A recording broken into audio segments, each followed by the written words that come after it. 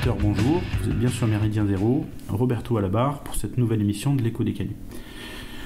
Je suis aujourd'hui en Franche-Comté, une terre de liberté et qui a vu naître de célèbres défenseurs de l'autonomie.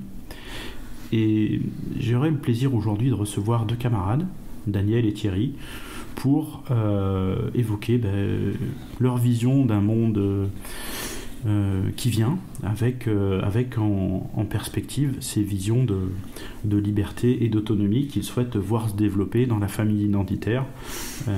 Et je ne vais pas trop vendre la mèche de l'émission, mais globalement l'idée c'est peut-être de se préparer au monde qui vient, et pourquoi pas de sortir du salariat pour regagner de l'autonomie et continuer de vivre son identité en tant qu'homme blanc. Voilà. Alors, Daniel, Thierry, bonjour. Bonjour. Bonjour. Je vais vous demander de vous présenter. Thierry d'abord. Oui, donc Thierry, identitaire, attaché à la notion de liberté, et donc je suis plutôt un jeune enseignant avec un regard très critique sur ce qui se fait actuellement dans les milieux éducatifs étatisés. Daniel. Alors, Daniel, je suis un vieux chef d'entreprise, toujours en activité. Je dirige plusieurs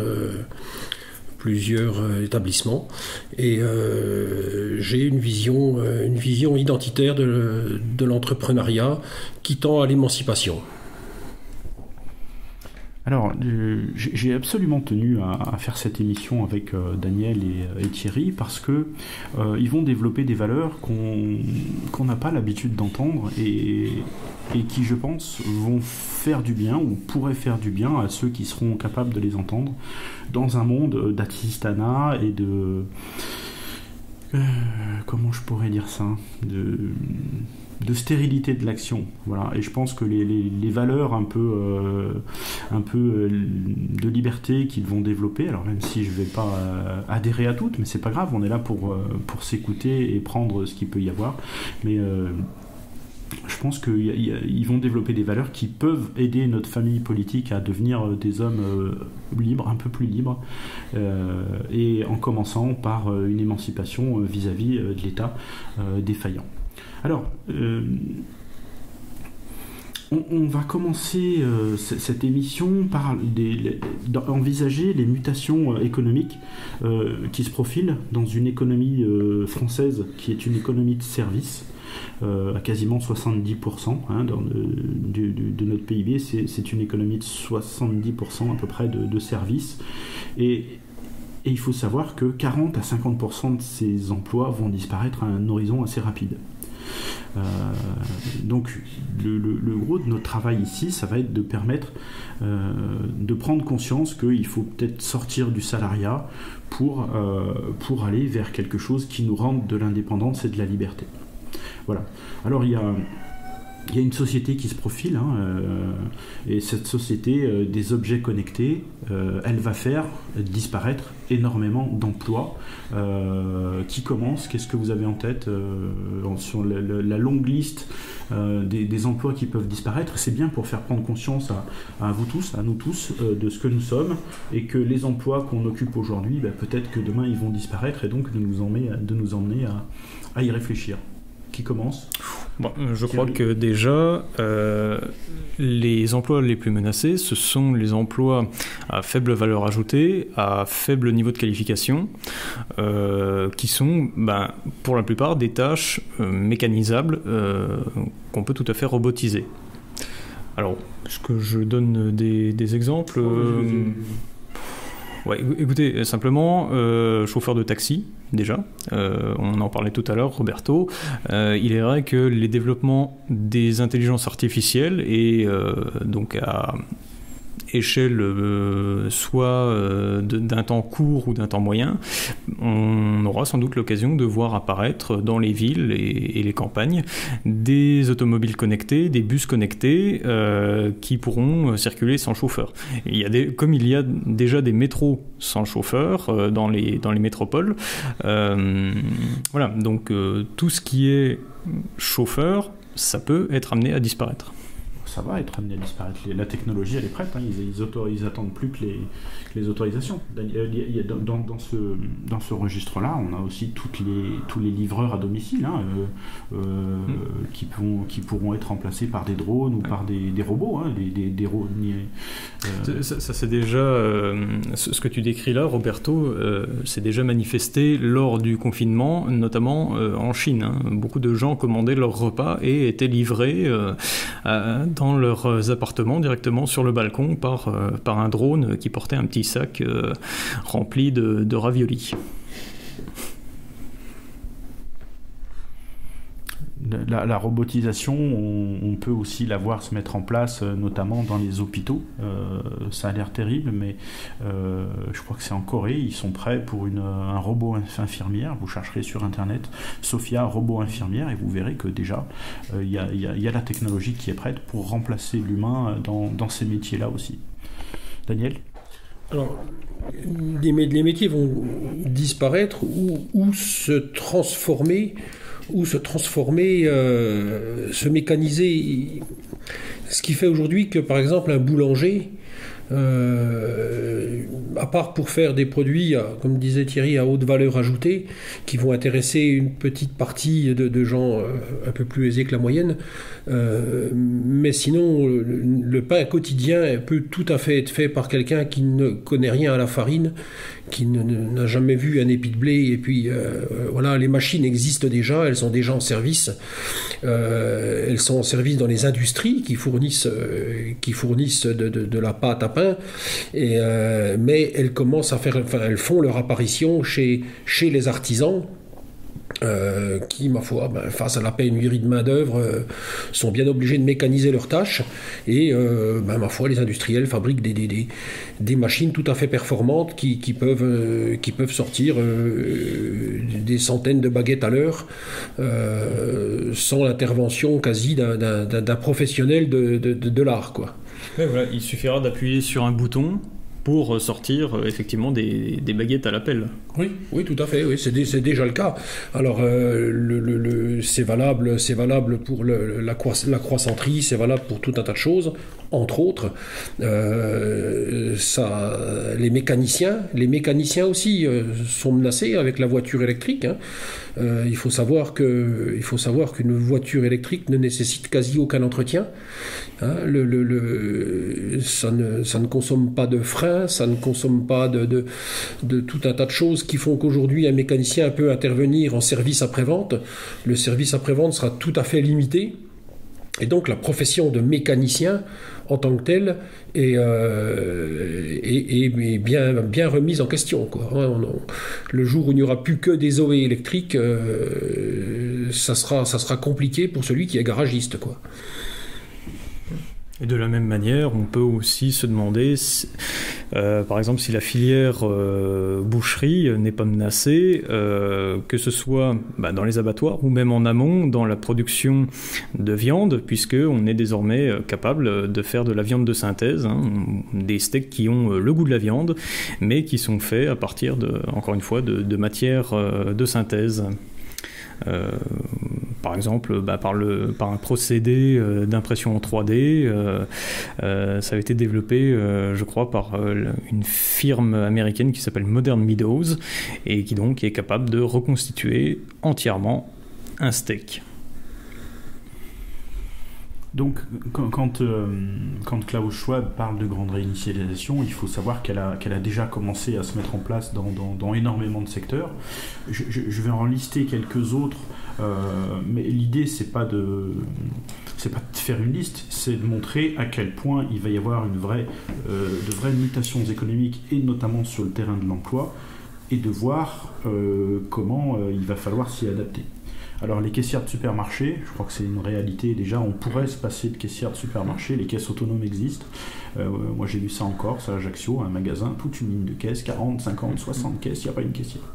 Hein, donc ça déjà, c'est des emplois qui peuvent disparaître du jour au lendemain, ils les maintiennent parce qu'il faut préserver une certaine cohésion sociale, mais je pense que ça ne durera pas. Les agences bancaires, la Société Générale cette semaine vient de licencier 2 ou 3 000 personnes. Les agences bancaires, on ne va plus en avoir besoin, donc tous ces métiers de guichetier vont disparaître. de conseillers, puisque c'est comme ça qu'on les appelle. C'est la conseillère ou le conseiller dans son petit costume qui prenait de haut le prolétaire en difficulté. Il pensait peut-être que la vague allait s'arrêter à ses escarpins, mais il partira en même temps. Je veux dire, voilà quoi. Un autre exemple de choses qui ont été mises en place dans cette suite consécutivement à cette mise en place du Covid, c'est la notion de téléconsultation médicale. On manque de médecins et là on s'aperçoit que finalement de plus en plus de gens ont adopté le système de téléconsultation médicale pour prendre un avis médical. Donc aujourd'hui on a en face de nous un humain, mais demain ce sera une intelligence artificielle. Et donc là encore des métiers qui vont disparaître. On a la même chose dans le secteur des avocats et de la justice, puisque demain une intelligence artificielle va aller piocher dans les lois, dans les jurisprudences et va pouvoir émettre des avis. Si ça vous semble complètement flou ce que je dis, sachez qu'en Estonie aujourd'hui ce sont déjà des algorithmes qui rendent la justice. Voilà, donc vous pourrez chercher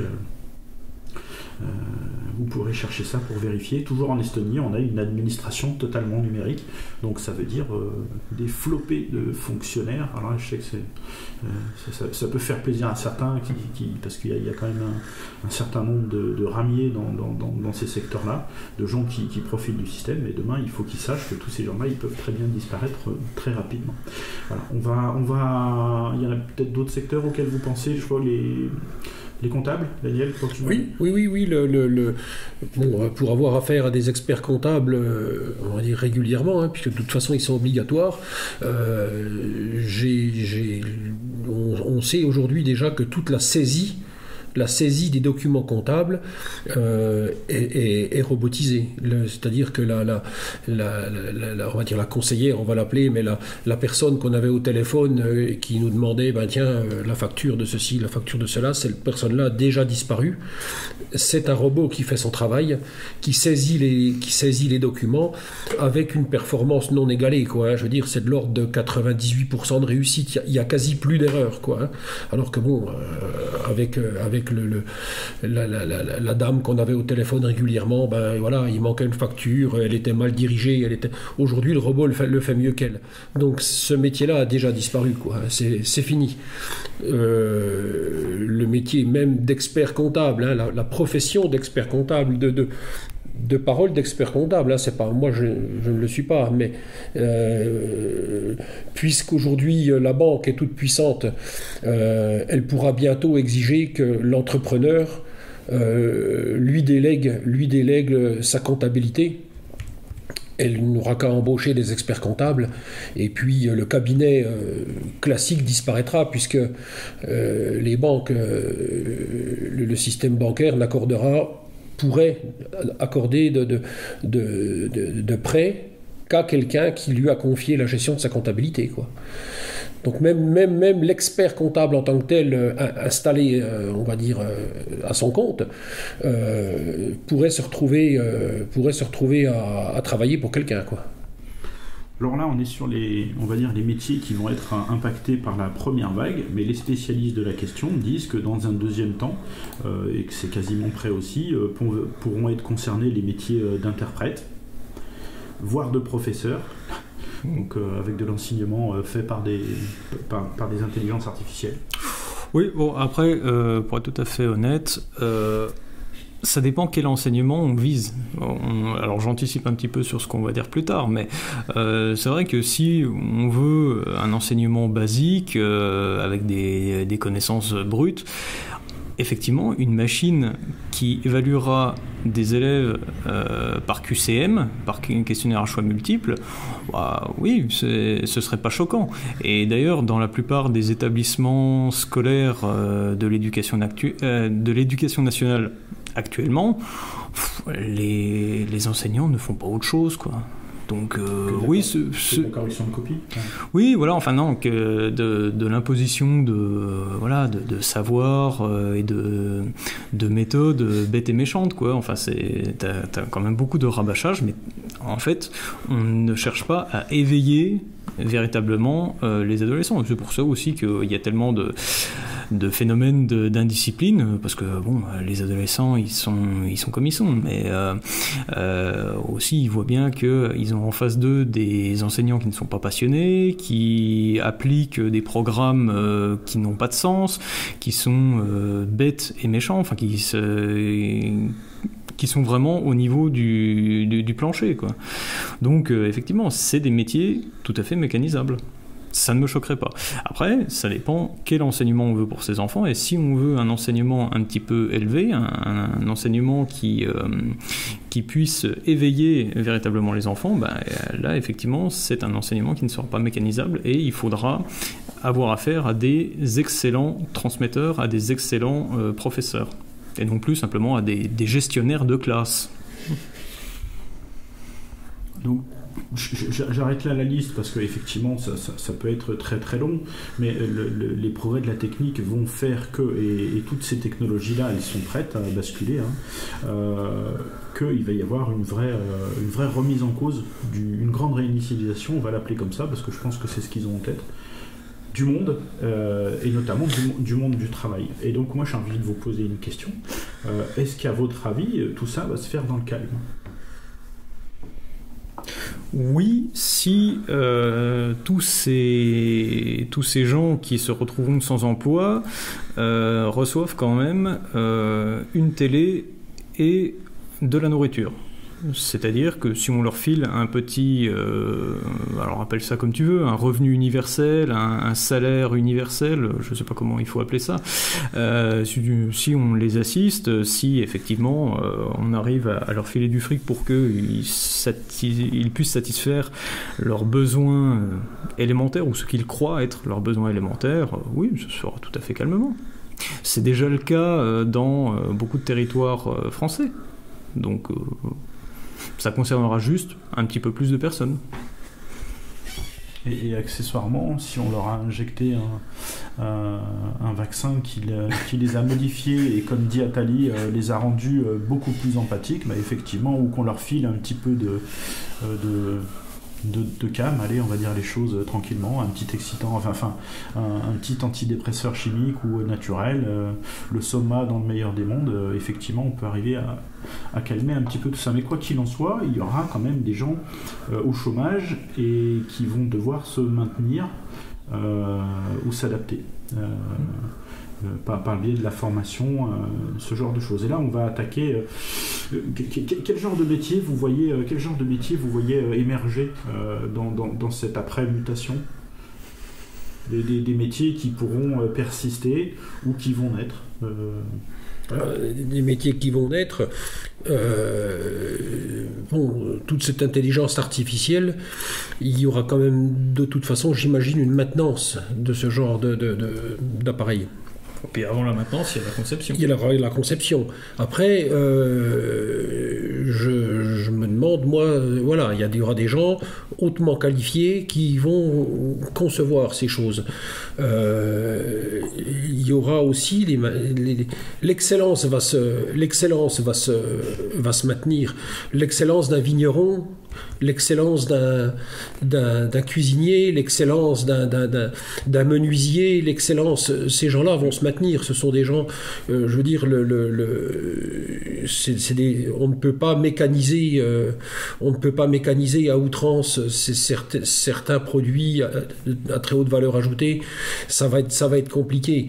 Donc, il y aura toujours ces métiers-là.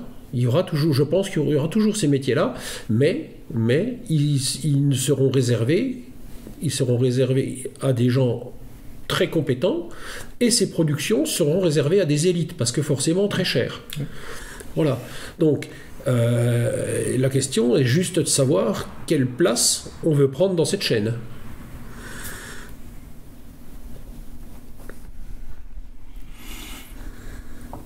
Forcément des nouveaux métiers issus de l'écologie, de ce monde qui vient aussi. Potentiellement, oui, on peut imaginer que pour s'adapter à une demande légitime au demeurant, hein, de produits de meilleure qualité, de produits bio par exemple. Beaucoup de gens décident de s'installer dans le maraîchage bio, achètent des terrains potentiellement dans des campagnes désertifiées, donc là où le mètre carré de surface agricole est relativement peu cher. Oui, ça pourra peut-être se développer, mais en même temps, il faut bien savoir que la clientèle, ce sera une clientèle exigeante, une clientèle friquée, mais qui demandera effectivement autre chose que des navets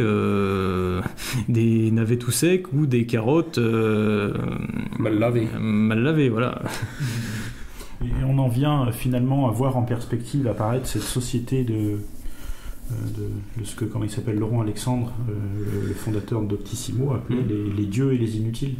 Hein, finalement, avec une société de l'excellence, des gens qui vont avoir une très haute valeur ajoutée, très grand savoir, des compétences, et on va y revenir sur cette notion de savoir à transmettre et à vendre.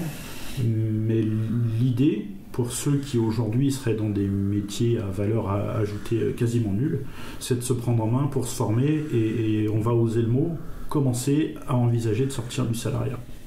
Hein. Et donc là, on va attaquer la partie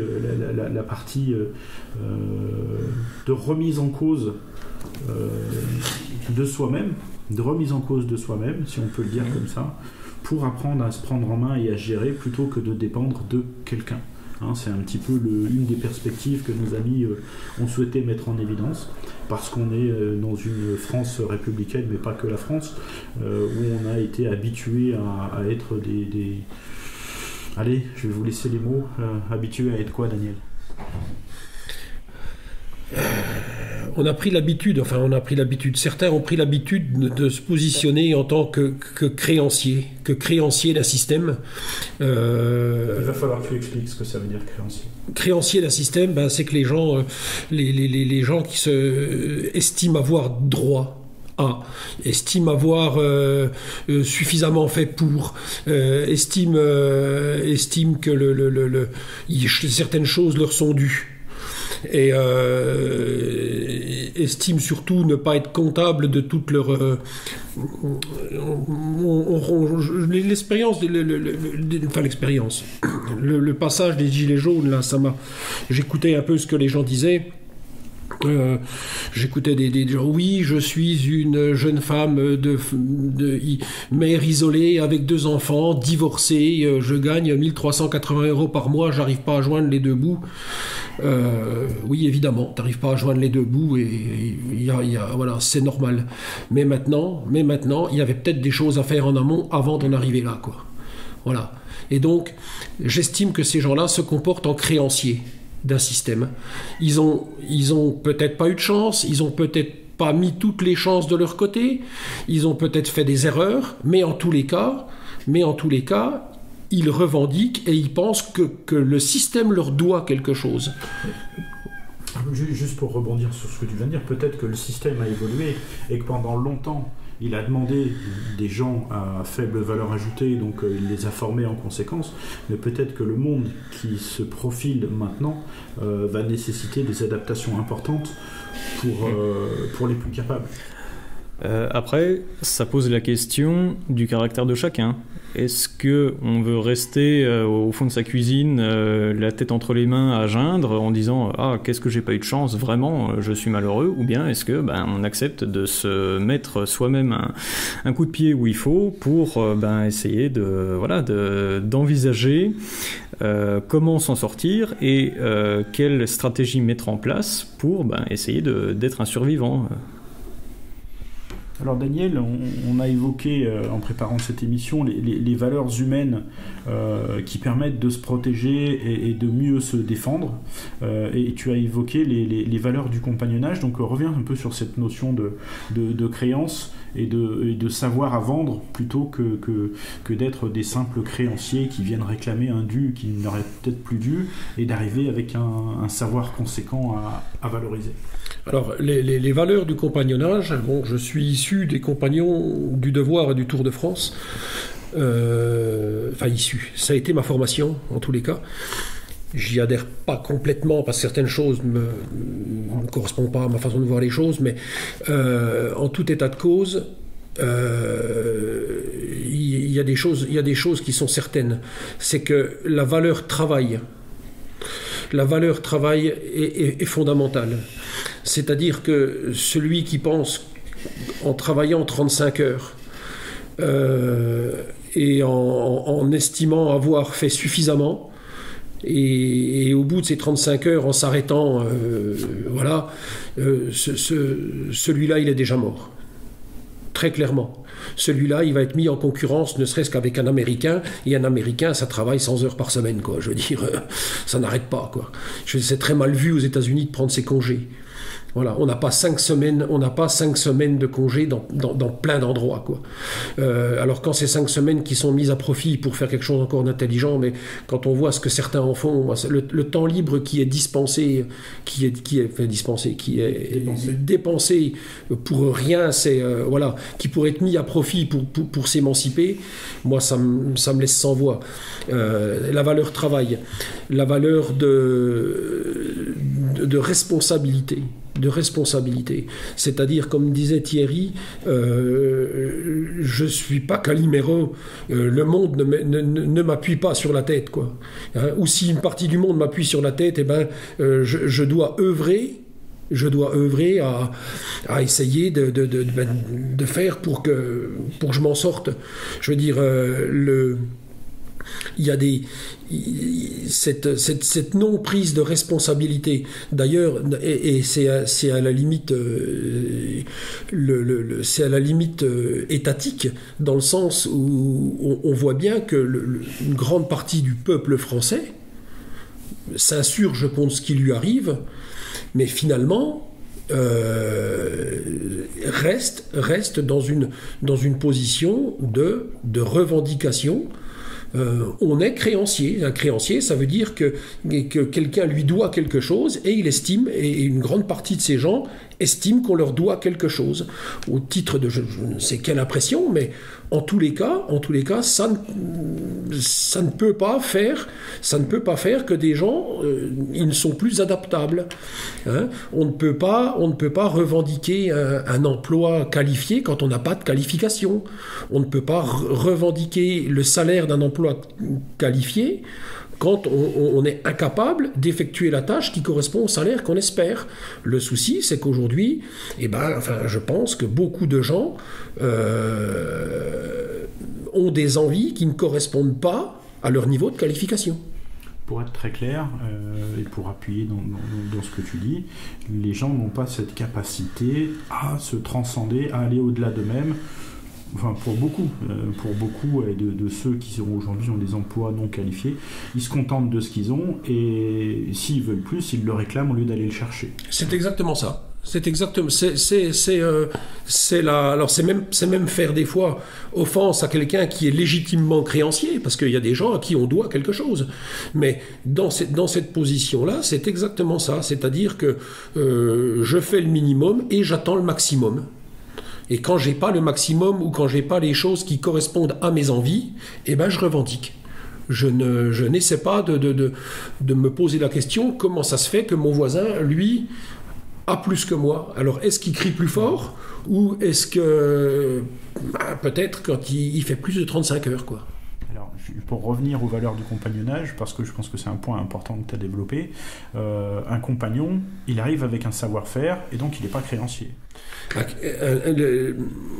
L'ouvrier qu'on appelait le compagnon du patron dans le temps, il y a un moment, il vendait un savoir-faire, c'est-à-dire qu'on l'embauchait pour son savoir-faire. L'ouvrier a pu revendiquer quelque chose, le travailleur a pu revendiquer quelque chose tant qu'il était possesseur d'un savoir-faire dont l'entreprise avait besoin. Le drame de l'ouvrier aujourd'hui, c'est que pour beaucoup, ils n'ont pas grand-chose à vendre, si ce n'est une paire de bras. Ça vaut pas très cher. Une paire de bras, ça vaut pas très cher. S'il n'y a pas un cerveau qui fait bouger ses bras intelligemment, ça vaut pas très cher. Si le cerveau il appartient au patron et que je loue juste une paire de bras, je vois pas pourquoi je paierais cher ce genre de service. Oui, alors qu'on peut obtenir ça pas cher en faisant venir un Pakistanais ou un Afghan ou tout ce que tu veux pour pas cher. Et lui, l'Afghan ou le Pakistanais qu'on aura fait venir, il revendiquera pas, il demandera rien, et il se contentera d'exécuter sa tâche. Alors c'est un point intéressant que j'avais pas vu, mais du coup... Et pour pas cher, puisque en plus, le logement, l'entretien de cet immigré afghan, pakistanais ou de n'importe quelle partie du monde que tu voudras, c'est l'État. Donc, c'est-à-dire c'est l'ensemble du contribuable qui va payer ça. L'entrepreneur, lui, il est gagnant. Ça ne lui coûte rien d'embaucher un immigré. Tandis qu'embaucher un national qui, effectivement, va demander tout un tas de garanties, et qui va coûter très cher en termes de charges, c'est sûr, c'est pas rentable. Alors un aspect de l'immigration qu'effectivement on n'avait peut-être pas forcément vu, mais qui devient intéressant à développer maintenant, c'est de se dire que peut-être que l'Européen, par son abandon de cette volonté de conscience professionnelle, d'avoir un savoir ou une volonté d'être excellent, il creuse lui-même sa tombe, et plutôt que de s'en prendre à l'État ou au grand capital qui fait venir les autres, il y a peut-être aussi quelque chose à gratter dans son fond intérieur. Très certainement, c'est même le cœur du problème. Je veux dire, on est quand même le continent, pour parler que de l'emplacement, on est quand même le continent qui... Tout est venu de là. Toutes les technologies modernes sont venues pas du génie occidental, tout simplement. Le génie, qu'est-ce que c'est les États-Unis? C'est le génie occidental sans les scrupules. Voilà. Moi, je serais tenté de dire sans la dimension communautaire, mais... Oui, voilà, sans dimension communautaire, sans les scrupules. On n'a pas peur de chasser à grands coups de latte celui qui va entraver la marche du progrès, quoi. Je veux dire, alors que nous étions cette ethnie, hein, on voit ce qu'on est aujourd'hui. On est réduit à quémander. On est réduit à quémander. Et de surcroît, on part quand même d'une terre, je ne vais pas dire d'une terre, mais quand même bien moins riche que pas mal d'endroits dans le monde. Là, comme tu dis Thierry, le génie occidental, c'est quand même pas rien. Et qu'est-ce qu'on a aujourd'hui? Des Occidentaux qui quémandent. Oui, pour aller dans ton sens, enfin, je me rappelle une anecdote, mais une anecdote vécue. Lorsque j'ai débuté dans l'enseignement, j'ai eu quelques difficultés avec un élève qui ne s'intéressait à rien, qui ne foutait rien, qui dormait en cours. Donc évidemment, on prend quand même le temps, quand on est un enseignant consciencieux, on prend le temps de discuter avec l'élève. On lui demande pourquoi tu fais ça, pourquoi tu t'intéresses pas. Je précise, cet élève, il s'appelait pas Mamadou ou Abdelkader. C'était un bon comtois, bien franchouillard. Et lui me disait très clairement, ça m'intéresse pas. De toute façon, moi, mon objectif, c'est de traîner le plus longtemps possible à l'école en attendant d'avoir 25 ans et d'être éligible au RSA.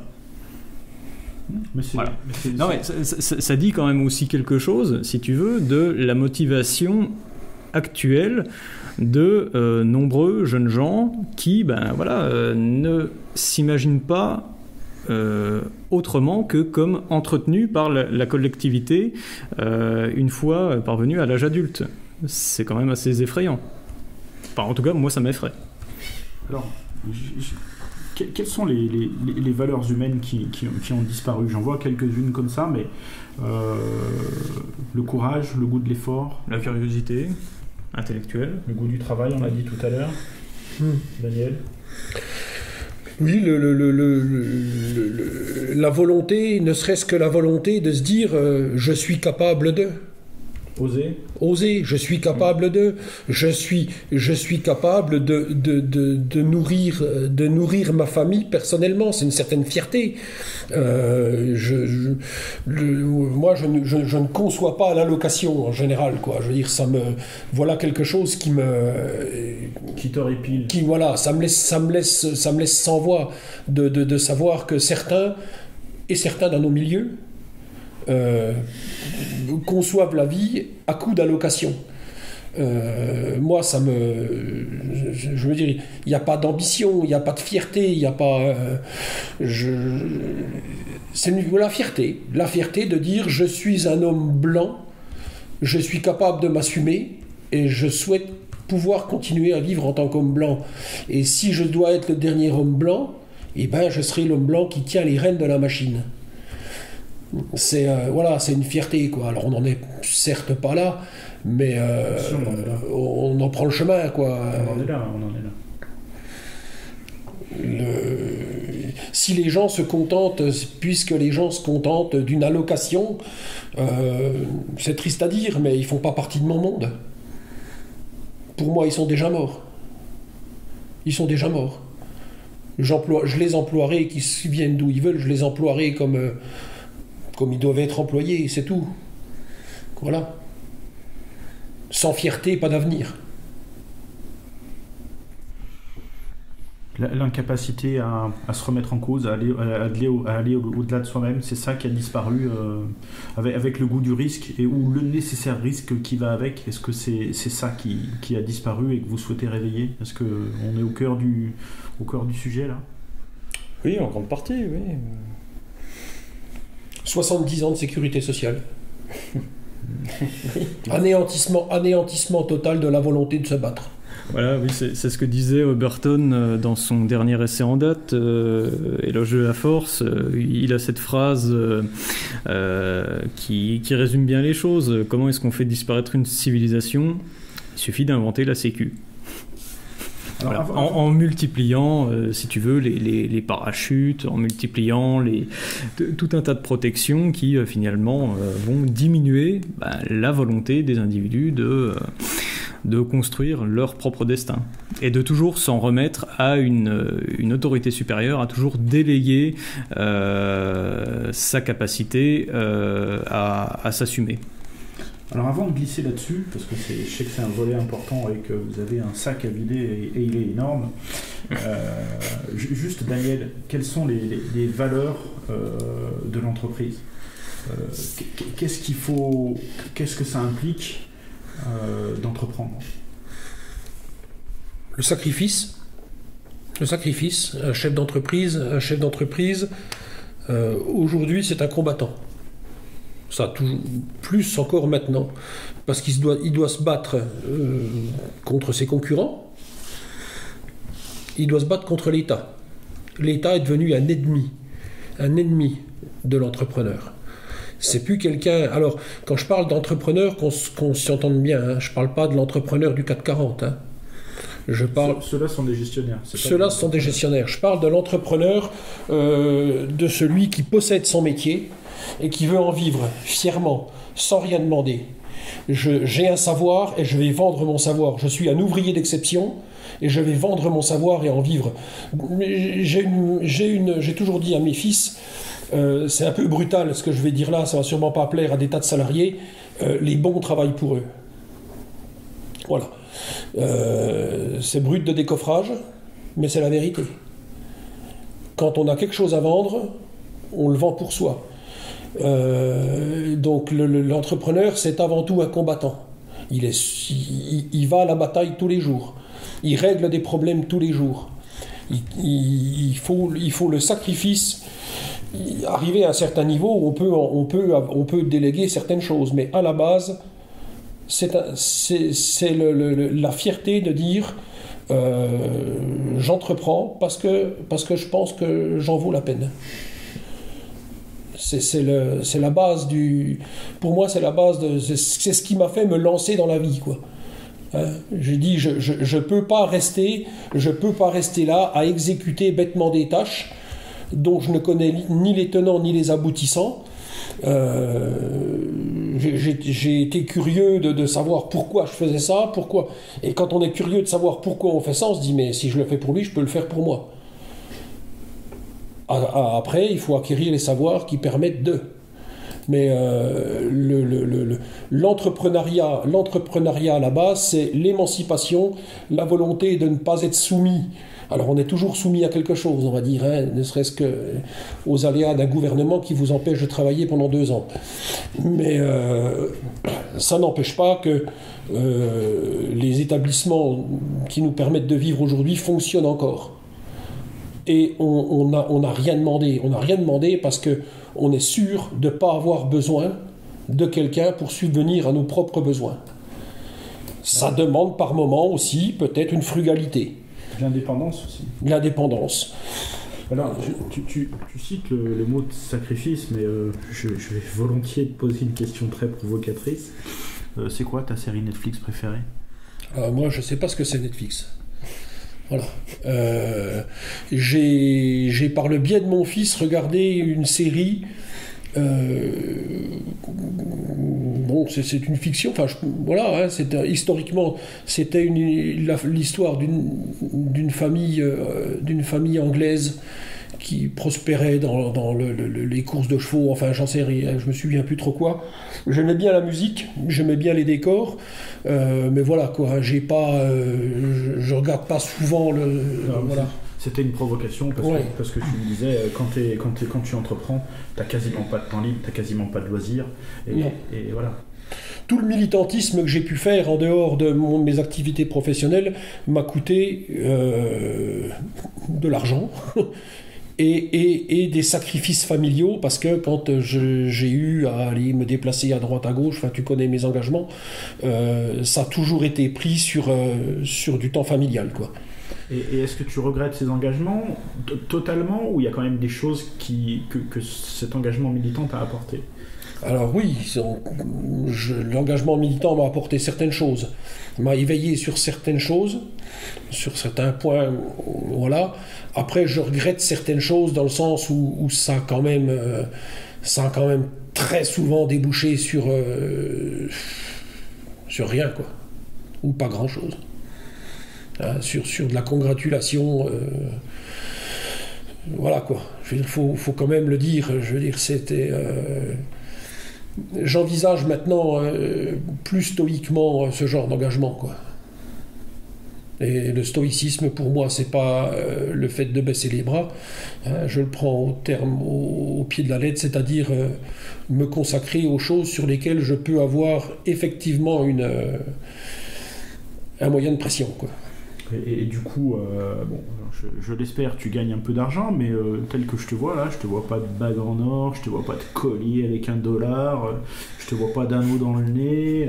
Je suis pas rappeur non plus. Ah non, on est d'accord, mais tout ça pour dire quel choix tu fais de ce que tu gagnes. Alors, quand on gagne quelque chose, je le réinvestis. Je le réinvestis dans d'autres moyens de production. Ce qui me permet d'avoir quand même un panel d'activités. En fait, j'ai 3 ou 4 activités et j'en ai vu l'utilité au moment du Covid. C'est-à-dire que quand l'État a mis une partie de mes activités en fermeture administrative, j'ai quand même pu subsister très correctement avec une autre partie de mes activités. En fait, c'est une fois de plus l'émancipation, quoi. Je veux dire, j'avais pas prévu, hein, je vais pas être le grand, j'avais pas prévu qu'à un moment donné un État puisse empêcher les gens de travailler.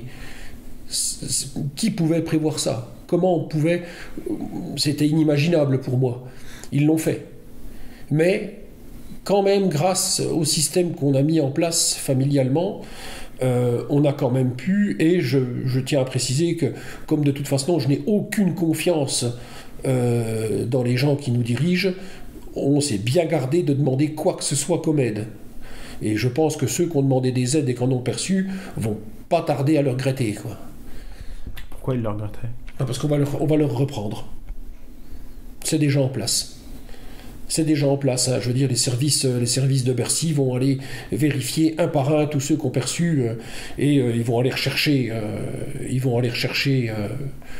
De toute façon, ils vont aller rechercher ce qu'ils ont donné, quoi. Ça arrive déjà. Hein. Moi, j'ai déjà des exemples de gens qui travaillent autour de moi qui ont déjà eu des redressements, à qui l'État a dit « Mais attendez, mais vous avez perçu ça, alors que peut-être seulement avec ça, ça vous aurait suffi pour passer la vague. Donnez-nous la différence, quoi. » Est-ce que c'est pas une manière d'abattardir comme ils l'ont fait avec la tenue en laisse des gens, avec Bien sûr.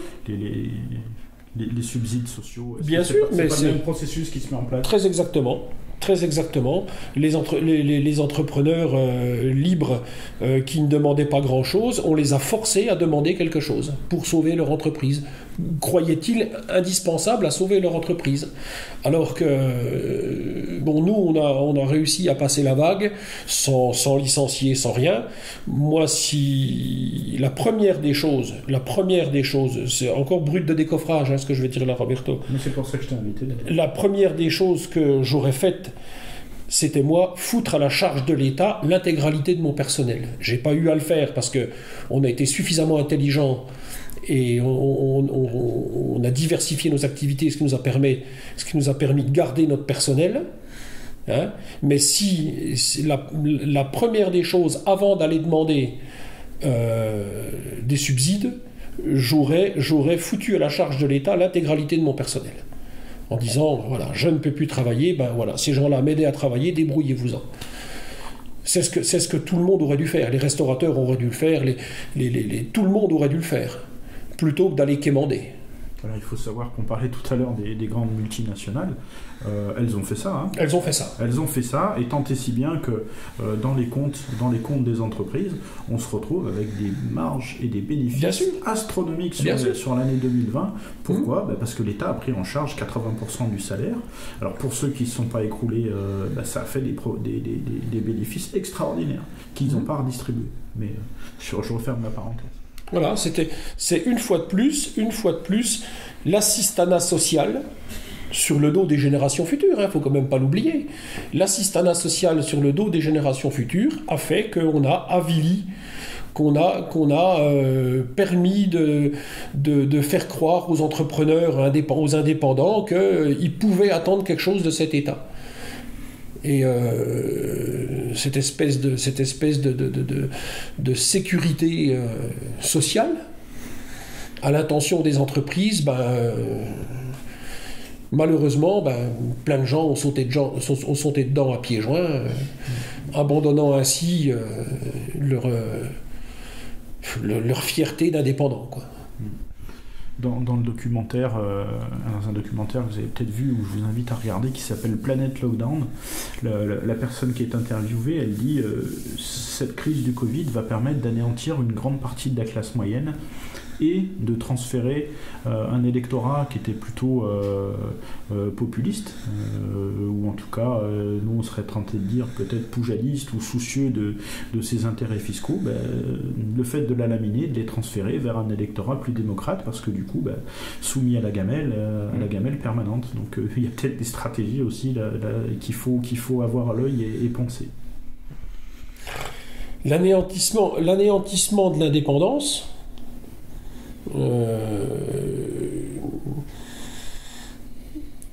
un indépendant par essence, c'est quelqu'un qui se prend en charge. J'essaie d'être indépendant sur tous les pans de ma vie professionnelle et privée. Je ne compte pas sur l'État pour nourrir ma famille. J'ai eu droit à des allocations familiales parce que j'ai eu des enfants, c'est comme ça. On n'a jamais rien demandé de spécial, on n'a pas droit à de la CAF, on ne demande pas de CAF, je ne remplis même pas les papiers pour en avoir. Je ne compte pas sur l'État pour me transporter, je ne compte pas sur l'État pour me protéger, je ne compte pas sur... De toute façon, le contrat social est rompu. Le contrat social est rompu et il a été rompu par l'État. Et voilà, je veux dire... Pourquoi tu dis qu'il a été rompu par l'État? Il faut expliquer, parce que je suis pas sûr que ce soit clair. Le contrat social qui prétendait que, en contrepartie de l'abandon de tout un pan de notre liberté, et en confiant ces tâches à l'État, on pouvait notre sécurité par exemple, on a dit voilà, et contrairement à certains pays, on a dit à l'État on va plus avoir une arme à la maison ou une arme dans la poche, parce que l'État garantit notre sécurité pendant qu'on travaille. L'État garantit que personne ne viendra dans notre dos dérober ou voilà quoi. On peut quand même pas dire que ça soit une réussite.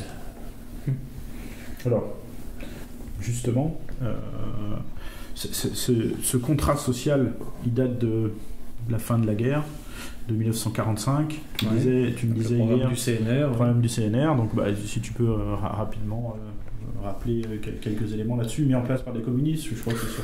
Oui, enfin, c'est-à-dire qu'il y a eu une espèce de, de pacte entre gaullistes et communistes pour effectivement mettre en place, après la guerre, tout un ordre social nouveau où l'État interviendrait et prendrait en charge un petit peu tous les aspects de la vie des individus, que ce soit en termes de protection de la santé, en termes de protection de la vieillesse. Et donc, effectivement, l'idée c'était de renforcer la solidarité nationale. Bon, c'était un vœu pieux, ça partait sans doute d'une bonne intention. Ce qui fait que chacun est devenu solidaire de tout le monde. Le problème, c'est qu'aujourd'hui, on voit les limites de ce système. Alors, il faut juste faire une précision à ce moment-là, c'est jusqu'à une certaine date de bascule qui serait bien difficile un jalon de mettre en place, mais on était sur une communauté homogène et une volonté de reconstruction plutôt solidaire. Et je pense qu'aujourd'hui, on peut dire que la base de la population a quand même changé, et c'est ce qui amène beaucoup de dérèglements du système, non ? Oui, alors bon, tu fais sans doute référence à l'immigration de masse. Ça peut jouer. Ça n'est sans doute pas le seul facteur qui intervient. Après, là, je vois pas exactement. Non, c'était ça. C'était ça. Il y avait effectivement l'aspect avilissement qu'on a vu dans une première partie, et l'aspect immigration de masse qui vient totalement déséquilibrer les comptes et nous enlever une partie de nos libertés. Puisque effectivement, on finance aujourd'hui notre propre génocide. Enfin, on va le dire simplement mais clairement. En tout cas, on crée les conditions d'un dysfonctionnement de cet état social qui fonctionnait plus ou moins. Je le vois par exemple en matière éducative. C'est sûr que quand tu as dans des classes des élèves qui parlent pas français, qui pigent rien à ce que tu dis, évidemment le professeur, lui, il est accaparé par ses élèves, mais au détriment des autres qui, eux, peut-être potentiellement voudraient avancer un petit peu plus vite. Les domaines quand je dis nous finançons notre propre génocide, je vais vous poser la question différemment. Est-ce qu'aujourd'hui, il faut flinguer la pompe aspirante ? Clairement, oui. Clairement. Il faut faire péter la sécu. Enfin, en tout cas, moi, aujourd'hui, je demande à ce que tous ces mécanismes qui subventionnent l'arrivée d'immigrés et qui permet la survie d'un productif, immigré ou non, en France, doivent être supprimés, purement et simplement. Daniel ? Alors, faire péter, je suis plus nuancé. Je suis pas un adepte de la sécurité sociale, clairement. Néanmoins,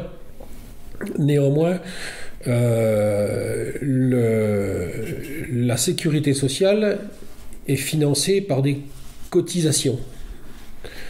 Dans cotisation, on entend quand même, c'est une assurance sociale. Donc celui qui souhaite y cotiser, pourquoi pas ? Pourquoi pas ? Celui qui souhaite se garantir au même titre qu'on garantit sa maison, moi ce qui me gêne dans le processus, c'est qu'il soit obligatoire, spoliateur, on pourrait dire ça, hein, parce que ma foi, on utilise cet argent pour des dépenses qui sont, à mon avis, pas légitimes. Donne des exemples. Hein, des exemples, la subvention à de l'immigration, je veux dire, le fait que des gens qui viennent obtiennent des droits sans jamais avoir le moindre devoir à notre égard, et qui bénéficient du confort que se paie le contribuable, pas le contribuable, le cotisant. Moi, ça me choque profondément. Et le fait qu'il soit obligatoire. Voilà, on doit cotiser à la sécurité sociale, point final.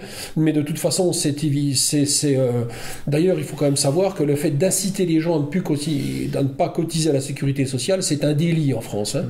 C'est puni de 5 ans d'emprisonnement, si je ne me trompe pas. Hein. Donc,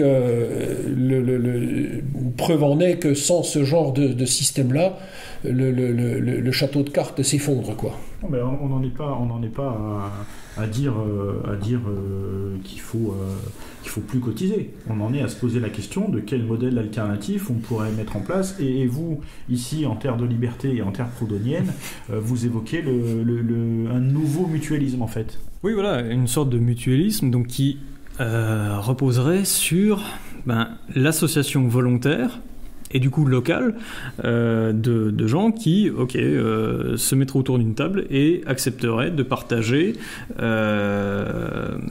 de créer un pot commun, mais évidemment avec une charte, donc avec la possibilité d'inclure ou d'exclure qui on veut.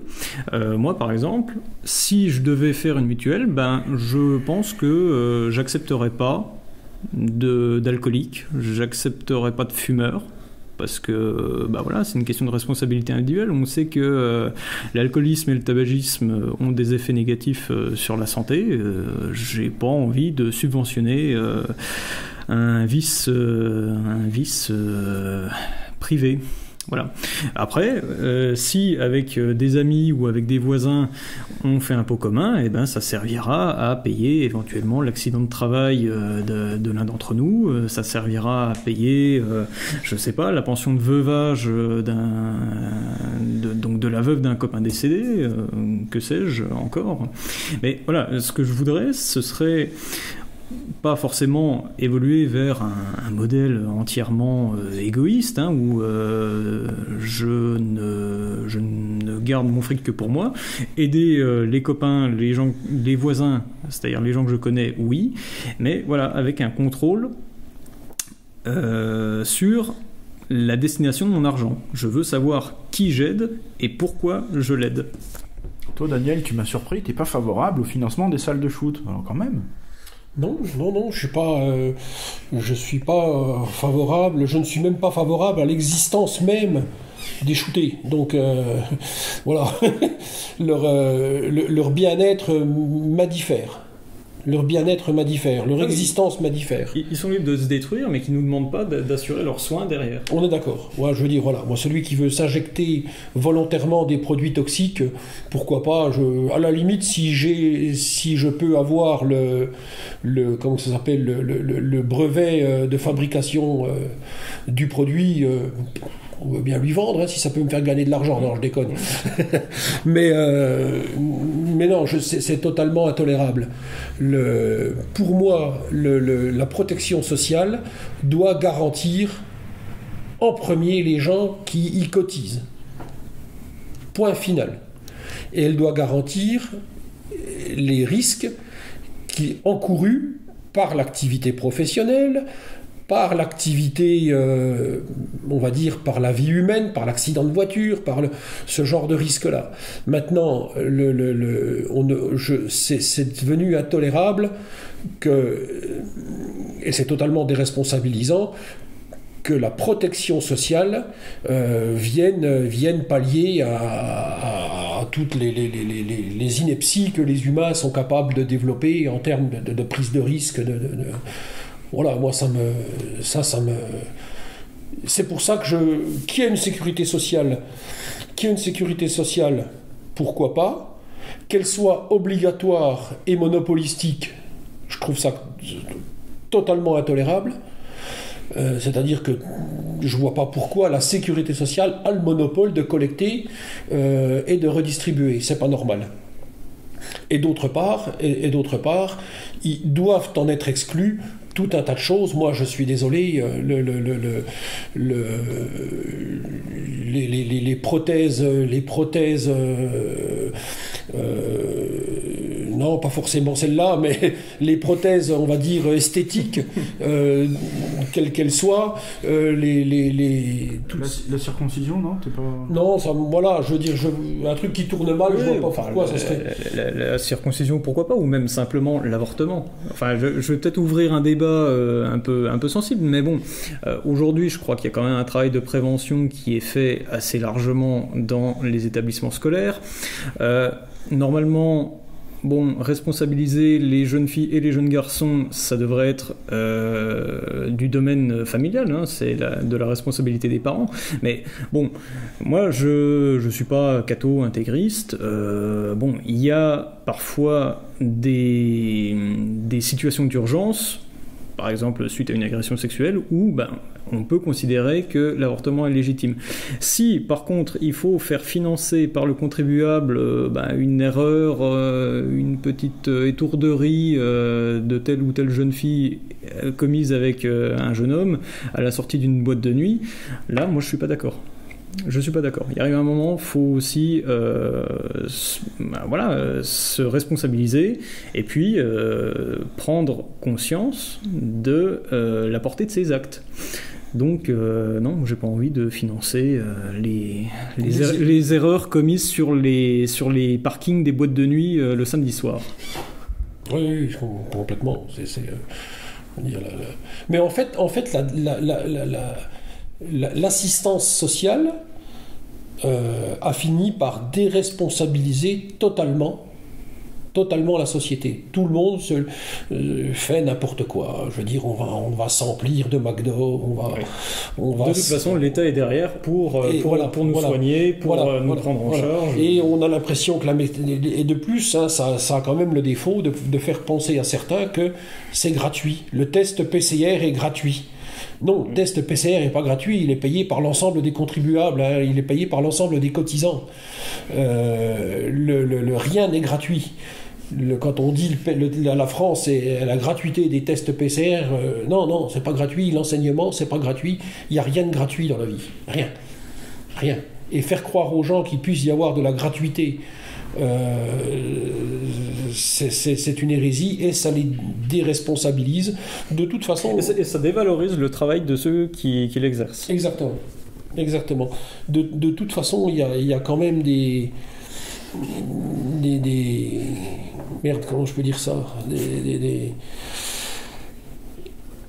quand quelque chose n'appartient à personne et que c'est laissé à la disposition de tout le monde, ça finit par être gâché de toute façon.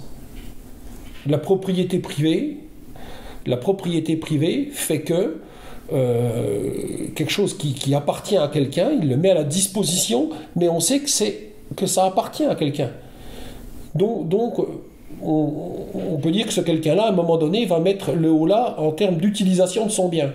Or, moi je suis désolé, la sécurité sociale, on entend l'État dire c'est le bien de tout le monde. Oui, et bien quand c'est le bien de tout le monde, c'est le bien de personne. Et c'est utilisé n'importe comment, on en voit les résultats aujourd'hui. Je veux dire. Alors parce qu'on pourrait en parler des heures, mais quelques modèles de société qui pour vous ont grâce à vos yeux, la Suisse, les États-Unis, l'Angleterre, le Canada, le Liechtenstein, non, sans déconner. Pourquoi ? Parce que au XXe siècle, il y a quand même un prince qui avait un petit peu de jugeote et qui surtout s'est rendu compte que la situation n'était plus tenable, que les comptes étaient complètement complètement à la ramasse, et donc c'était ce brave Hans Adam II qui finalement à un moment donné a décidé de repenser la place réelle de l'État, et qui du coup en fait a décorseté, a complètement libéré la société du Liechtenstein, a rendu les gens acteurs de leur vie, a rendu les gens finalement entrepreneurs de leur vie d'une certaine manière, par exemple dans le domaine éducatif, grâce au fameux système des chèques éducation, c'est-à-dire que l'État finance, mais à charge pour chacun ensuite d'inscrire ses enfants dans l'école de son choix, pour mettre en place des stratégies éducatives. Et du coup, ça a permis sans doute aux habitants du Liechtenstein de repenser l'enseignement comme un investissement à long terme pour leurs enfants, et non plus comme simplement une obligation de scolarité pour pouvoir continuer à toucher les allocations familiales. Et donc, à tous les niveaux, c'est une société qui a dû se prendre en main, puisque l'État s'est désengagé de ce qui ne le concernait pas directement, à savoir peut-être assurer la sécurité des gens. Et la justice. On s'aperçoit quand même que nous, on a un État qui est tentaculaire, omniprésent, sauf là où il devrait être. On est quand même champion du monde là-dedans, quoi. Je veux dire, en tant qu'entrepreneur, je ne peux pas bouger le petit doigt sans l'approbation d'un quelconque fonctionnaire, quoi. C'est devenu quelque chose de voilà. Ils sont à tous les étages. D'oppressant, on peut dire ça. Ils sont à tous les étages, sauf là où ils doivent être. C'est-à-dire la sécurité. La sécurité n'est plus assurée. La justice n'est plus assurée, ou alors assurée de manière idéologique et on sait bien que ça ne nous convient pas. Je ne vais pas dire l'aide, parce que je ne demande pas d'aide à l'État dans mon métier, je suis libre, je n'ai pas besoin d'eux, mais ce que j'ai surtout pas besoin, c'est qu'ils viennent entraver ma progression. Et à tous les étages, il y a un fonctionnaire qui doit donner son avis. C'est un truc, bon, on peut dire, qu'est-ce qu'on ferait d'eux s'ils faisaient pas ça, quoi. Oui, de la même manière, même dans tes loisirs, t'es gêné. Si par exemple, je sais pas, t'as des pommes, t'as envie de distiller un petit peu l'hiver pour t'occuper, puis pour te faire plaisir et faire plaisir à tes amis, à ta famille, t'es obligé de rendre des comptes à l'État. Qu'est-ce que ça peut bien faire fondamentalement à l'État, le nombre de litres de pommes que je vais distiller? Qu'est-ce que ça peut bien lui faire? Si l'État décide de couvrir tes soins de santé sur l'alcool, forcément ça les regarde. Maintenant, si on est dans un système où tu ne couvres pas ces soins-là, libre à toi de distiller, de boire et de vendre tout ce que tu produis. Oui, ça pourrait s'entendre, sauf que c'est pas le cas. Je veux dire, l'alcool que les gens peuvent acheter, dans 99,99% des cas, ils ne le fabriquent pas. Ils se le procurent au supermarché. Donc oui, non, c'est pas l'État est partout. L'État est partout. Tu as le malheur de te faire un petit poulailler pour ne serait-ce que écologiquement ne pas acheter de la nourriture, ne pas légitimement, il faudrait déclarer les 4 poules que tu as chez toi, quoi. Au titre du risque de la grippe aviaire. Mais on en est là quand même. On en est là. Dans ces domaines d'intervention de l'État ou de non-présence de l'État, on y reviendra après, Daniel, sur le travail au noir, parce que je sais qu'il y a des fraudes, je pense qu'il y a de quoi faire. Mais Thierry, tu évoquais aussi l'intervention dans le domaine de la formation à la maison, par exemple. De l'éducation à la maison. Oui, ce qu'on peut observer, c'est qu'il y a une tendance Alors initié, si on veut, dès la Troisième République, mais qui s'est quand même considérablement accéléré depuis, je dirais, les années 80, une volonté de l'État de capter, de s'octroyer le monopole de la formation des esprits des jeunes générations. C'est le propre des totalitarismes, ça, hein, clairement. Clairement, oui. Parce que jusqu'à il y a très peu de temps, on avait la possibilité de faire de l'enseignement à la maison. Et là, non. Tout à fait. Et c'est un des articles de la loi sur le séparatisme qui a été voté au début de l'année, je crois en février, qui, en fait, impose des restrictions telles à l'enseignement en famille que finalement aujourd'hui on ne peut plus pratiquer cette forme d'enseignement. Alors, c'est toujours pareil, on va fabriquer un épouvantail séparatiste, islamiste, on va invoquer les cas de radicalisation dans les familles ou dans les écoles informelles dans quelques rayons de cité de Français de Navarre. L'essentiel de l'enseignement en famille, c'est quoi à la base? C'est pas des islamistes hystériques, c'est quand même des gens qui trouvent que l'éducation nationale c'est de la merde et qui veulent avancer en fonction du rythme de leurs enfants pour leur délivrer un enseignement de qualité. Et c'est ces gens-là qui sont privés d'une liberté que moi je considère comme essentielle, à savoir l'éducation et l'enseignement des enfants, au nom d'une possible radicalisation. Et donc ça conduit en fait à confier dès l'âge de 3 ans, puisque maintenant l'âge obligatoire de scolarisation des enfants c'est 3 ans, à confier à l'État nos enfants pour des résultats pas toujours merveilleux. Il suffit de lire un petit peu les enquêtes qui sont publiées, et puis il suffit simplement de mettre les pieds dans une salle de classe ou de lire, comme c'est le cas de Daniel, de lire les CV qu'on lui envoie. Je veux dire, après 10 ans d'éducation nationale, les jeunes gens ne savent pas très bien lire, ils savent pas écrire, ils savent à peine compter.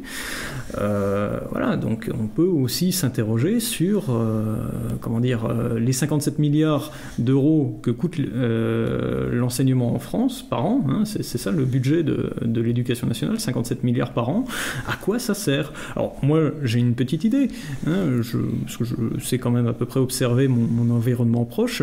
Ça sert à financer des intervenants pseudo-artistiques, pseudo-culturels qui vont faire de l'initiation aux élèves. Ils vont leur faire une initiation par exemple au graffiti, à ce qu'on appelle les arts urbains, entre guillemets, et tout ça pour réaliser par exemple des fresques faisant la promotion des droits LGBT. Dans un des établissements où j'ai pu avoir l'occasion d'exercer, c'était ça, le projet culturel à l'année. On fait un mur en graffiti sur la thématique de la tolérance et des droits des personnes LGBT. Je ne suis pas sûr que ce soit fondamentalement le but d'une éducation que je voudrais pour mes enfants. C'est ce que j'allais dire, c'est-à-dire que le comportement de cette République des droits de l'homme est finalement très tyrannique, puisqu'on parle d'éducation nationale, là où ça devrait être un enseignement national. Oui, une instruction publique. Oui. Ouais, ou une instruction publique, mais du coup je voudrais en venir à un volet éducatif. Est-ce qu'il n'y a pas aussi la faillite et l'abandon des parents là? Parce que l'éducation, les valeurs d'indépendance, de courage, de travail, etc., que l'école bâtardisse sous certains aspects très bien, mais quand même les parents à un moment ils doivent aussi transmettre quelque chose. On est peut-être déjà dans la conclusion, mais Daniel là-dessus. J'ai transmis à mes enfants j'ai essayé, je pense pas avoir trop mal réussi vu leur situation aujourd'hui. J'ai transmis à mes enfants les valeurs que je m'applique à moi-même, c'est-à-dire mes valeurs basiques, de se lever le matin pour aller gagner sa vie sans espérer que quelqu'un le fasse à sa place. Je leur ai dit qu'il fallait être honnête, qu'il fallait être droit, et j'ai surtout construit autour d'eux, à force de travail, hein, mon argent aussi a servi à ça, j'ai construit autour d'eux un apartheid social. C'est-à-dire que, puisque l'éducation nationale m'oblige à ce que mes enfants côtoient tout un tas de gens que j'estime néfastes à leur évolution et à leur émancipation, j'ai utilisé l'argent que je gagnais pour qu'ils n'aient pas affaire à ces gens-là. Voilà. Donc ils ont été, comme tout le monde, à l'école publique dans un certain moment. Dès que j'ai pu, j'ai payé des cours privés, j'ai payé tout un tas de choses. Ils ont eu des activités qui me coûtaient très cher, mais dans lesquelles ils ont pu apprendre l'émancipation, apprendre à la responsabilisation. Ils ont pu faire du sport, ils ont pu sans fréquenter des clubs à bas coût. Voilà, je suis contre la mixité sociale, pour résumer. Et j'estime avoir pas trop mal réussi dans mon entreprise familiale. Voilà. Ils ont perdu un minimum de temps. Ils ont perdu un minimum de temps. J'ai des amis enseignants tous les deux. Dans ma famille, d'ailleurs, il y a beaucoup d'enseignants. J'ai des amis enseignants tous les deux qui sont de vrais enseignants républicains, l'école de la République, et gna gna. Ça a été jusqu'à la maternelle.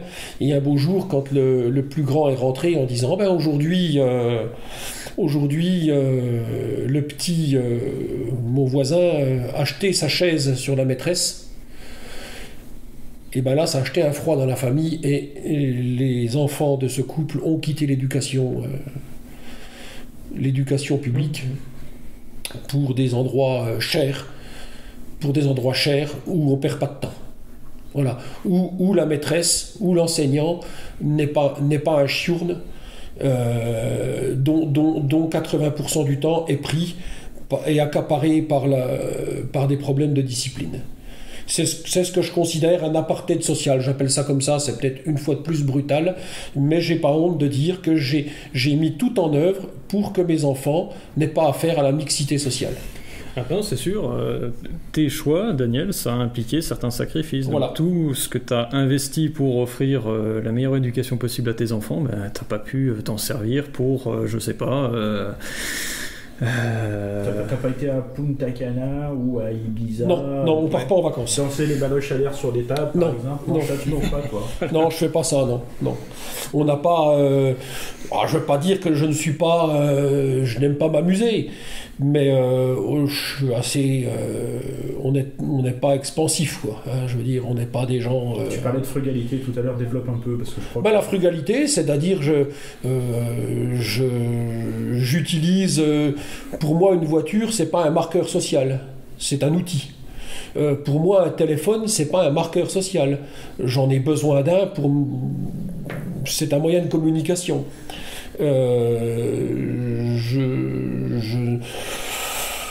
Voilà, hein, j'ai pas besoin de choses extravagantes.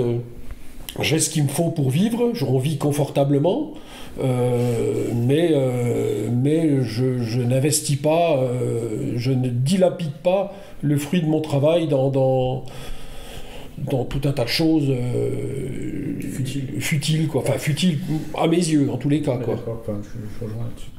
Bon, on va arriver à... Ça fait déjà quasiment 1h20 qu'on discute et j'en suis très heureux. Mais du coup, j'aimerais qu'on termine sur quelques éléments de conclusion et je vais vous poser une ou deux questions pour terminer.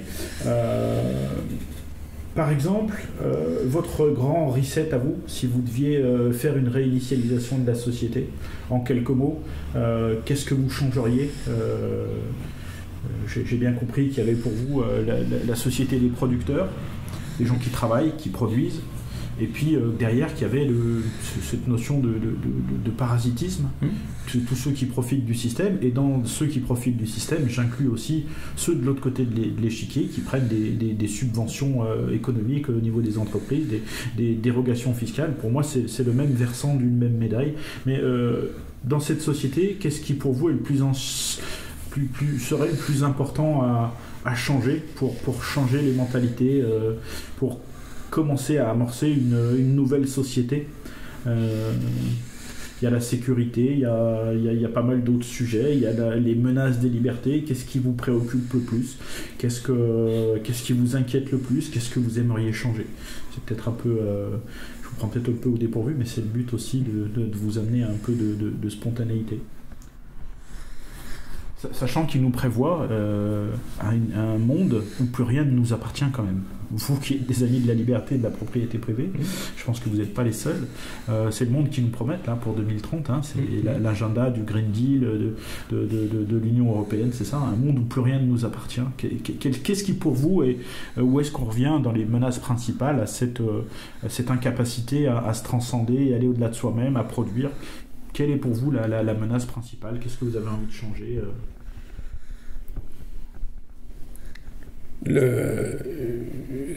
Je voudrais que l'État retire ses mains de mes poches, grosso modo. Voilà. Que l'État retire son blaze de mon chez-moi. Je voudrais que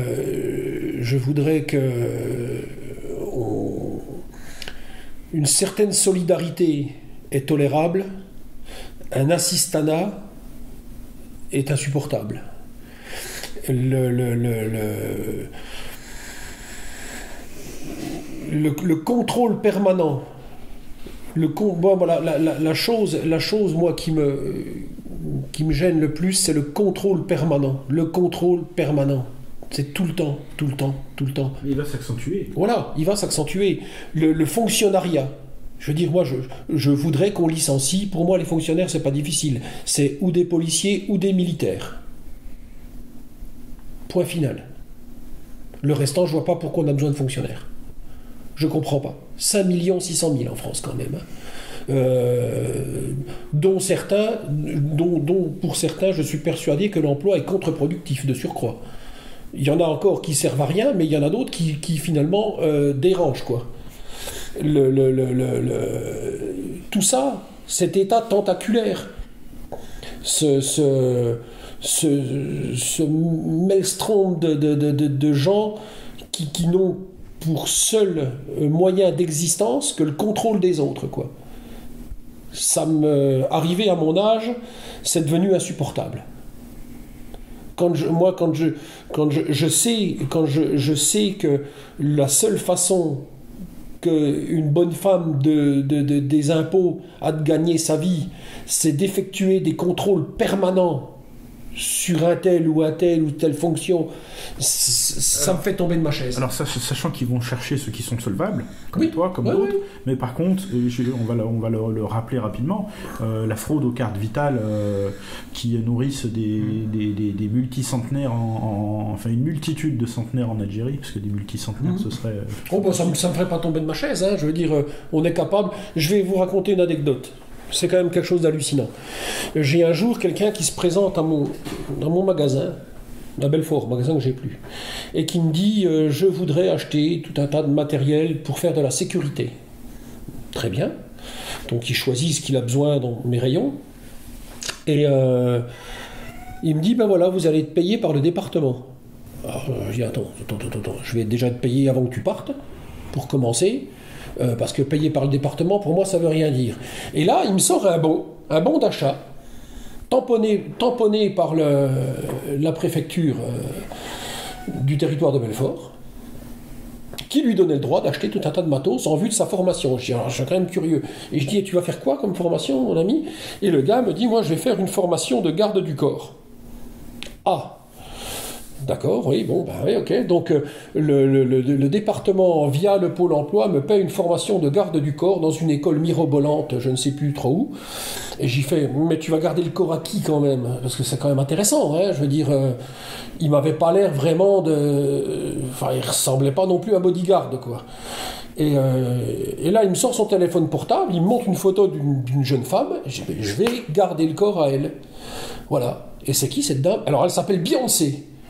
Le gars avait quand même réussi à faire admettre aux fonctionnaires du département qu'il allait devenir garde du corps et que, en cas où Beyoncé vienne chanter dans le territoire de Belfort, lui, il serait là. On a accordé à ce monsieur, quand même, une subvention de 6 000 € pour son école. Voilà. C'est véridique, hein. J'ai gardé le bon, hein. Je ne l'ai pas fait encadrer, mais j'ai dans mes archives le bon d'achat du matériel. C'est collector. C'est collector. C'est collector. Avant peut-être de passer la parole à Thierry, un dernier point, parce que tu as évoqué souvent les déficits en termes de sécurité de l'État. Est-ce que vous pensez, comme aux États-Unis, qu'il faut réarmer le peuple pour instiller quelque part une espèce de contre-pouvoir? Parce que là, ils sont sur une autoroute où plus rien ne peut les arrêter finalement, dans leur vision totalitaire des choses. Est-ce que vous pensez que le réarmement du peuple, ce serait une bonne chose au moment où ils désarment sans fin? Alors, réarmer le peuple dans quel but? De pouvoir faire contrepoids à la tyrannie de l'État. Armer des gens tout juste capables de se servir de leur cerveau, je pense que c'est un gros risque. Laisser la possibilité aux gens de défendre ce qu'ils ont au vu des défaillances du système policier, judiciaire et administratif et pénitentiaire de cet État, je pense que c'est une bonne chose. Tolérer un certain niveau d'autodéfense, ça peut être... c'est audible. Donner du matériel de guerre à des débiles, je suis pas sûr que sans formation ils soient capables de l'utiliser. Et de surcroît, quand on attend de l'État une subvention pour ses besoins élémentaires, je vois mal comment pourrait fomenter une révolution armée ce genre de peuple, quoi. Mais la création de milices locales, c'est quelque chose qui pourrait vous... Oui, mais des milices, dans quel but? D'autodéfense, de protection, là où l'État est défaillant, de faire des... Oui, écoute, je crois que chacun peut défendre sa propriété privée, sa maison, sa bagnole, son propre corps. Après, au-delà, pourquoi forcément s'associer? Pourquoi s'associer ça permet de couvrir un territoire plus important, de se reposer, Au-delà de la défense de la propriété de chacun, personnellement, j'en vois pas l'utilité. Après, voilà, c'est un débat qu'on peut ouvrir. Hein. Moi, partant du paradigme que je ne veux pas me contredire d'une phrase à l'autre, mais je tolère les fonctionnaires uniquement pour ce genre de travail-là.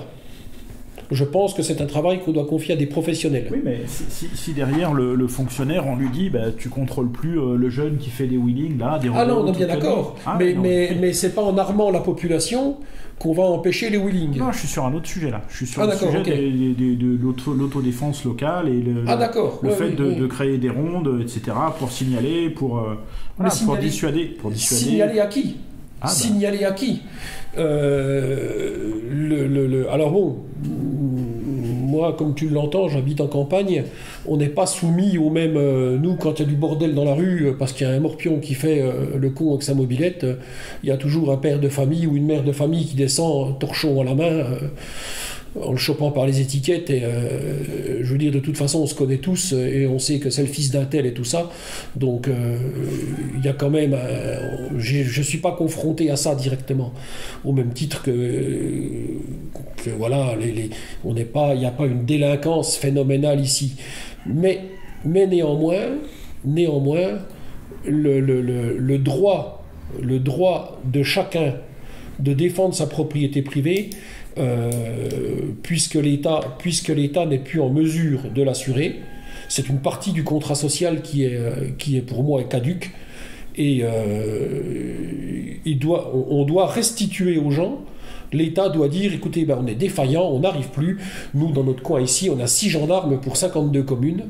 On peut pas dire que s'il se passe quelque chose, les gens soient en sécurité. J'ai un très bon camarade qui habite au Canada. Au Canada, si vous êtes à plus d'une heure, si l'intervention des forces de sécurité nécessite plus d'une heure, vous avez le droit de vous défendre vous-même. Voilà, par tous les moyens mis à disposition. Les moyens légaux mis à disposition, sachant qu'ils sont larges, les moyens légaux, quoi. Et je pense qu'ici, il faudrait en arriver... Alors après, la création de milices, je pense que dans une commune, par exemple, le maire pourrait tout à fait être apte à désigner quelques citoyens en charge de... Voilà, quoi. Après, de là à armer les gens en milice, ouais, ça peut être... Il faudrait sans se prendre pour des élites, il faudrait quand même qu'on ait un niveau de conscience de la population un peu différent. Différent, on va quoi. dire ça comme ça. Oui, voilà. Oui. Sur la propriété, tu citais souvent Proudhon, Thierry. Je crois que tu as au moins 2 citations de Proudhon. Oui. Bon, tout le monde connaît la citation un peu bébête, brandie par souvent des anarchistes.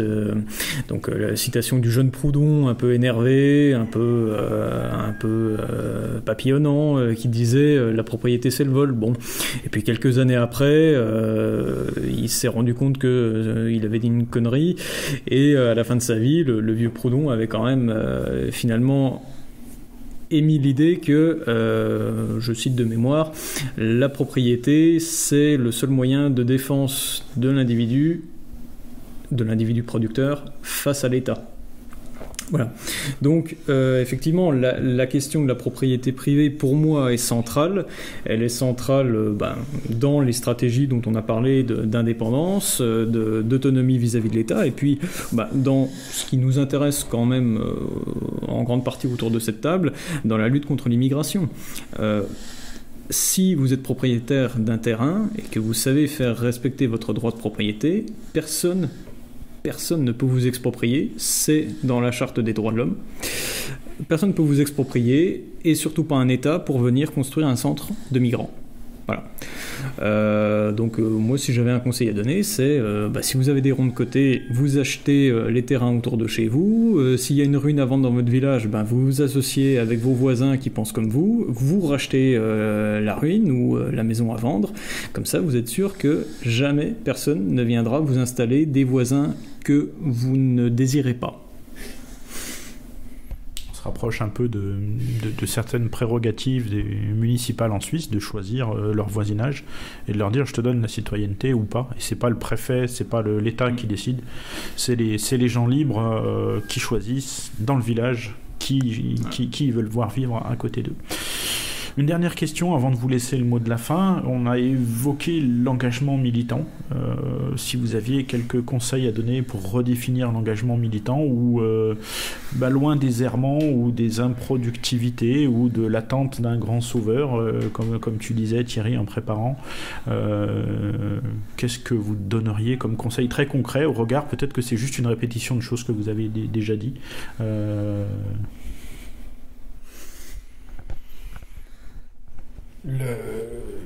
Qu'est-ce que vous leur conseillez de faire pour survivre aujourd'hui? Et que vous avez peut-être déjà dit tout à l'heure, mais c'est un rappel pour ancrer les choses importantes. C'est compliqué. On a besoin de gens qui fassent le buzz. C'est certain. Sans ça, on n'est pas dans cette société, on n'est pas entendu, on n'est pas vu.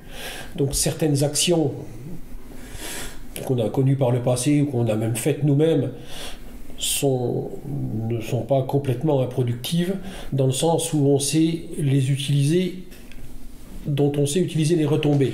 Bien souvent, il y a des actions qui sont faites, mais on ne maîtrise pas l'après. Donc c'est stérile, coûteux et dangereux. Dans notre société, c'est devenu très dangereux. Ça peut avoir de graves conséquences sur la vie à venir. Professionnelle en particulier. En revanche, moi j'aborderai, comme j'ai dit tout à l'heure, le militantisme 2.0 avec stoïquement, en disant sur quoi réellement mon action peut avoir un impact. Et est-ce que notre action jusqu'à maintenant a eu un impact sur l'immigration? Non. Clairement non. Pour tout un tas de raisons. L'immigration rapporte tellement d'argent à tellement de gens qu'on n'arrivera pas à l'endiguer. De toute façon, comme je l'ai déjà dit, on en a déjà discuté plein de fois, Roberto, on n'arrêtera pas la marée avec notre serpillière. Est-ce qu'on peut avoir un impact sur le capitalisme? Clairement non. Sur la mondialisation? Clairement non. La mondialisation, on l'a subie, d'autres en profitent. Et comme il y a plus de profiteurs que de subisseurs, voilà. C'est tout ce pourquoi on s'est battu jusqu'à maintenant. Si on regarde les choses en face, on a pesé sur pas grand-chose, voire sur rien. En revanche, je maintiens, je veux pouvoir continuer à vivre en tant qu'homme blanc. Mes paradigmes de vie sont non négociables. Je me battrai pour pouvoir vivre comme j'ai envie de vivre sur le coin de terre qui nous a été réservé. C'est pas notre terre promise. C'est là où on est né. C'est notre... on dit de l'Afrique, c'est le continent noir. Et ben moi, je suis né sur le continent blanc. Et j'entends que ça le reste. Alors... on n'endiguera pas les marées migratoires, on n'endiguera pas tout ça. Néanmoins, il faut que les futurs identitaires choisissent bien la place qu'ils veulent occuper dans le monde qui va se dessiner aujourd'hui. Je vais paraphraser ça, je ne sais pas si on peut dire ça, mais il y a un rouleau compresseur qui est en train de nous avancer dessus. Et ben moi, la seule place valable pour moi, c'est au volant du rouleau compresseur. Moi, je veux tenir le volant du rouleau compresseur. Je ne veux pas courir à côté, je ne veux pas, bien entendu, être en dessous. Donc, je pense qu'aujourd'hui, le militantisme doit se diriger vers une forme de prise de conscience de nos capacités, et on doit tendre vers la prise la prise en main de la société de demain, et pas en termes de revendication, en termes économiquement, c'est nous qui la dirigeons. Donc on en revient un peu à tout ce qu'on a dit pendant l'émission, de prendre en main son destin localement du mieux qu'on peut, parce que là on est sûr qu'on peut contrôler quelque chose encore. Voilà, on peut contrôler l'endroit où on va mettre nos enfants à l'école, on peut contrôler l'endroit où on va vivre, on peut contrôler notre travail.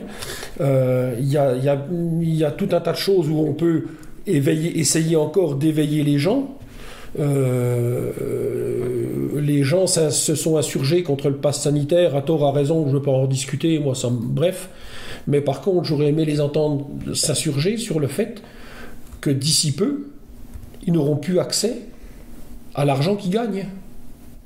L'argent qu'ils gagnent sera totalement invisible, partira de la poche, enfin de la caisse de leur employeur, pour aller sur un compte en banque,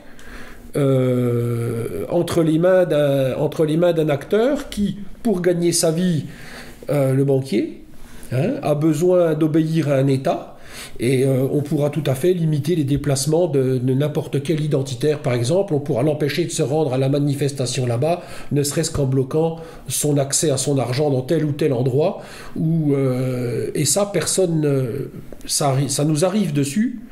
Donc, l'indépendance financière,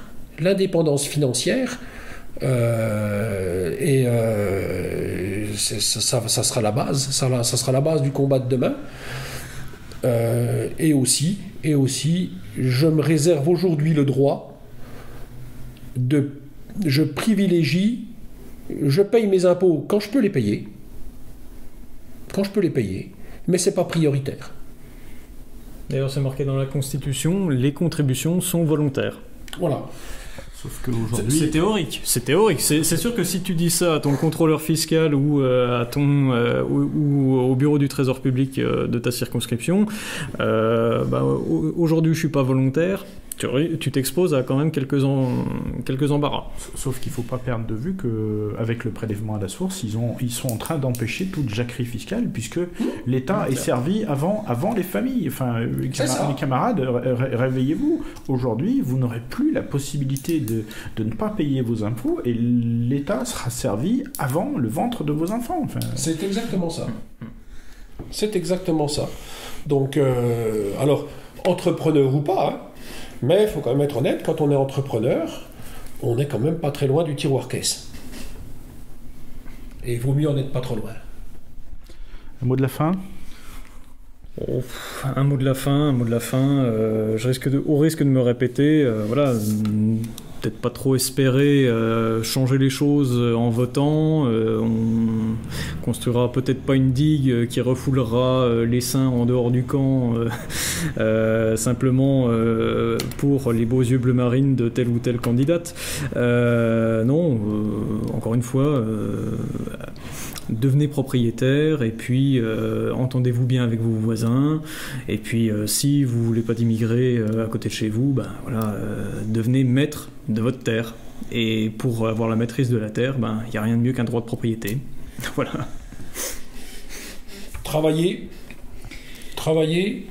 rendez-vous indispensable, quelle que soit votre branche d'activité, rendez-vous indispensable. Et partant de là, il n'y a pas de difficulté à faire valoir. On a plein de camarades qui sont salariés et dont leurs entreprises ne peuvent pas se passer, quoi. Donc la valeur travail, ça reste la valeur fondamentale de l'émancipation. Et bon, je veux pas être sécessionniste, mais dans notre société, les riches ont fait sécession. Je pense que les identitaires devront faire sécession à un moment donné. Voilà. Sécession sur la base de la défense des libertés. Et les libertés, elles sont avant tout individuelles. Et voilà, moi je terminerai en disant, Européens, n'ayez pas peur de la liberté, c'est dans votre identité. Voilà, c'est finalement l'origine du génie occidental, comme le montrait Louis Rougier dans le bouquin du même nom. Finalement, toutes les grandes réalisations des Européens, leur découverte exhaustive du monde et la capacité finalement à envoyer des fusées dans l'espace, tout ça, ça vient de quoi? De l'énergie d'individus libres. Amis flibustiers, amis de la liberté, à l'abordage et pas de quartier. Pas de quartier.